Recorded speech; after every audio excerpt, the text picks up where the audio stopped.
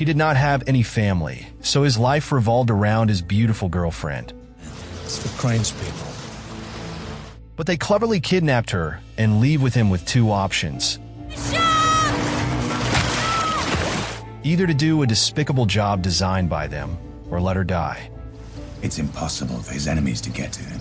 The decision that he made on that day will actually shock you. Welcome back to Paramount Recapped. I don't have many subscribers, but your single comment is a ray of hope to motivate me.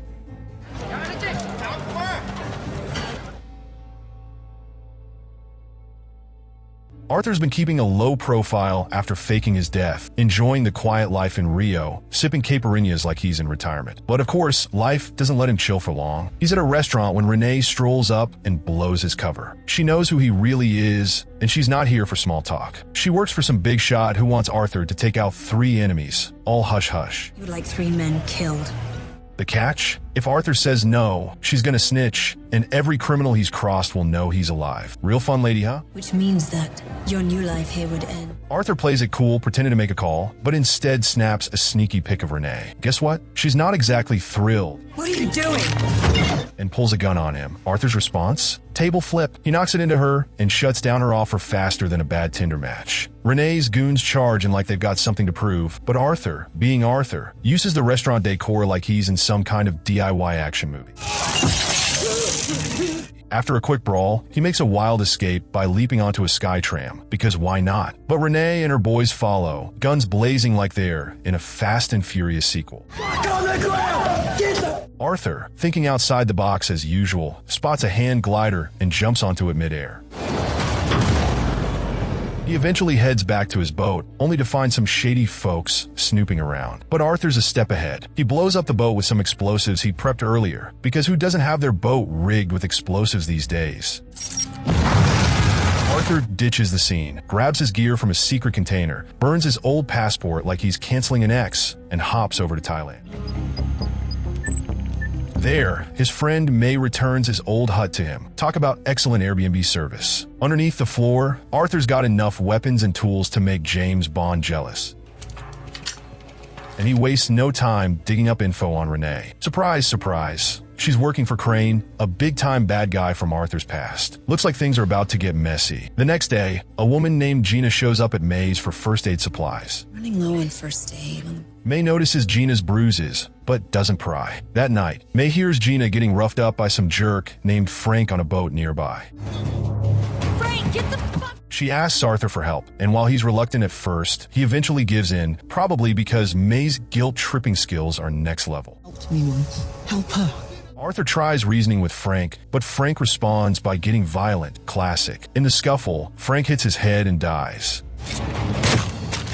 Smooth move, Frank. Gina faints, because who wouldn't after all that? And May helps her while Arthur checks out the scene. He finds a gun, Gina's passport, and, wait for it, a phone with his own picture on it. Looks like someone's been doing their homework. Not in the mood for loose ends, Arthur torches the boat. Back at the hut, Arthur jolts Gina awake by pointing a gun at her. Classic tough love. He demands answers, and with no choice, she confesses. Crane forced her into this mess. Frank? He was supposed to play the bad guy, but went way overboard, like he was auditioning for an Oscar. Gina's job was to catch Arthur's attention and alert Crane, but Arthur's not following their script. The next day, Arthur finds out Gina once worked with a humanitarian group in Cambodia. Crane is threatening the kids at her shelter to force her cooperation. Villain level 10. Arthur notices a boat nearby with guys keeping an eye on the shore, probably Crane's men. To keep up appearances, Arthur takes Gina on a stroll, acting like everything's fine. They even end up at a local party where Arthur lets loose a bit, Thai style. Later, Gina feels guilty for dragging Arthur into this, but he opens up about his rough past. Sold to a gangster as a kid, Arthur was trained alongside other child soldiers, including Crane. Arthur escaped, but Crane didn't, and now blames Arthur for his miserable life. Typical villain motivation. The two share a kiss, and while things heat up, Arthur, being decent, promises to get Gina out safely without putting the kids at risk. He's not about to do Crane's bidding. Instead, he's got his own plan to handle him. He even gives Gina his dad's watch, the last thing he has from his past, a sweet gesture. The next morning, cops show up, but Gina spots one as Crane's man. Arthur springs into action, fighting them off like it's his own action movie. But in the chaos, Gina gets kidnapped. Now, Arthur's forced to face Crane. Crane has a list of 3 targets, all needing to look like accidents if Arthur wants Gina back. The first? Krill, an arms dealer locked up in a Malaysian prison. And Crane's got an odd demand. Arthur has to swallow a pill after the hit, likely for tracking. Arthur heads to Malaysia, where Krill's prison is a fortress on a cliff surrounded by sharks. Breaking in won't be easy. Resourceful as ever, Arthur grabs explosive chewing gum, shark repellent disguised as skin cream, and a fake ID. After fine-tuning his plan, he gets himself arrested and sent to the prison, smuggling in his gadgets and ready for action. Once inside, Arthur plays it cool, gathering info on Krill. Turns out Krill's running the place like it's his personal kingdom, with his goons protecting him around the clock. Arthur steals a knife during lunch, because why not, and later uses it to stop an attack on Krill. Impressed, Krill invites him to dinner, just the two of them. Over dinner, Arthur makes his move, choking Krill to death and making it look like suicide by spiking his drink with snake venom. How's that for creative? Arthur stages the body, plants the explosive gum on the prison wall, and after swallowing the ID pill and slathering on shark repellent, makes his grand exit by jumping into shark-infested waters. Crane's men pick him up in a boat, and Arthur lives to fight another day. Crane reassures Gina's safety during a video call with Arthur, then gives him his next target, Adrian Cook, an Australian human trafficker. Arthur quickly dives into researching Cook and discovers that his penthouse has a precarious feature, a pool that extends over the street. He hires a helicopter to scope out the building and even pretends to be an interested renter to snap pictures of the building's keys. To execute his plan, Arthur creates a small explosive, slips into a neighboring apartment, and stealthily plants it under the pool. Just as Cook takes a swim, Arthur sets off the explosion, causing the glass to shatter and sending Cook plummeting to his death. Meanwhile, Gina manages to signal Arthur with the hull number of the boat she's held on, which he catches just in time. Arthur tracks down Crane's boat and, after a stealthy approach, sneaks aboard, taking down the crew. Gina tries to fight back too, but she's overpowered and taken to a helicopter. During the chaos, Arthur faces off with Crane's men, but despite his efforts, he's eventually captured and brought to Crane, who smugly insists he complete his last hit. Once alone with the guards, Arthur takes them out, retrieves his hidden escape gear, and makes a clean getaway. A few days later, Arthur is in Bulgaria, digging into the background of his final target, Max Adams, an American arms dealer. Realizing Crane's been using him to eliminate business rivals, Arthur decides it's time to change the game. Arthur snipes one of Max Adams' guards from a distance, then sneaks onto a hospital rooftop, hiding in a medevac helicopter. The unsuspecting pilot flies him straight to Adams' fortress. Amid the chaos of the injured guard's arrival, Arthur infiltrates the building, disables the security system, and quietly takes down guards. When Adams' team rushes him to a panic room, Arthur is already inside. Instead of killing Adams, he proposes a deal: join forces to take down Crane. Adams agrees and fakes his death by detonating a bomb on a bridge. Arthur, waiting underwater, helps Adams escape to shore, and soon, news outlets report Adams' death. Arthur calls Crane, claiming the third kill, but Crane wants proof. Arthur assures him the body is underwater, leading Crane to send men to confirm it, and predictably, to eliminate Arthur. Arthur returns to the submarine pen, setting traps for Crane's henchmen, who fall one by one. Crane, realizing the situation, places Gina outside as bait. Arthur sneaks aboard, disabling cameras and taking out guards, but Crane eventually grabs Gina, injuring her and shoving her into a jacuzzi to keep control. Arthur fights off the last guards, finds Gina, and secures her in an escape pod, launching her to safety before confronting Crane. The two face off in a brutal hand-to-hand fight, bringing their long-standing feud to a climactic showdown. Crane tries to trap Arthur with an anchor chain, but Arthur flips the script and ties Crane to the boat instead. Despite Crane's smug taunts, Arthur slips away moments before the bomb goes off. As the boat goes up in flames, Gina thinks Arthur is dead, but the explosion leads to her rescue by the Coast Guard. Back on shore, Adams watches as they pull wreckage from the water, noticing something unusual. He reviews security footage and, realizing that Arthur survived by using an underwater diving bell, decides to erase the footage to protect Arthur's secret.